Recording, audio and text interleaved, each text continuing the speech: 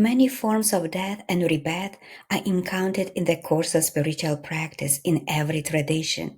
Such spiritual processes as healing, awakening, energy centers opening involve letting go of our old identities and a rebirth of a new sense of self. The spiritual description of death and rebirth as a dark night of the soul comes from the writings of the great mystic Saint John of the Cross.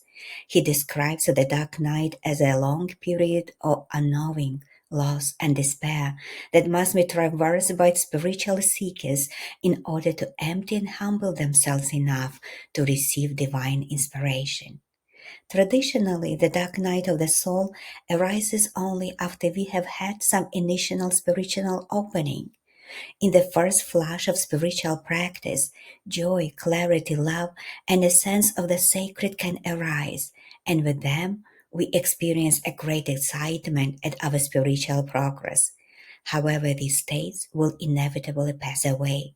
It is as if they arise for us as initial gifts, but then we discover how much discipline and surrender are needed to sustain and live in these realms. Once we have abandoned the glowing state of arising and passing, we open to a profound cycle of dissolution. Life begins to feel like quicksand. Everything we look at or feel is dissolving. In this stage, nothing around us seems solid or trustworthy. On all levels, our consciousness becomes attuned to ending and death. We notice the end of conversations, of music, of encounters, of days, of sensations in the body on the powerful cellular level. Now the dark night of the soul deepens. As our outer and inner worlds dissolve, we lose our sense of reference. There arises a great sense of unease and fear. In these stages, we can experience this dissolution and dying within our own body, as well as the dying world itself. Consciousness seems to have opened to the realm of death to show us how creation moves in cycles. All ends in death.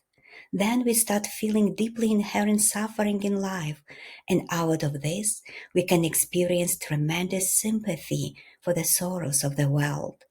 In traversing these painful stages, there next arises a deep and profound desire for freedom. In this state, we long for release from the fear and oppression of continued birth and death. When we can finally look at the horrors and joys, our birth and our death, the gain and loss of all things with an equal heart and open mind, there arises the state of the most beautiful and profound equanimity. We enter a realm where consciousness is fully open and awake, perfectly balanced.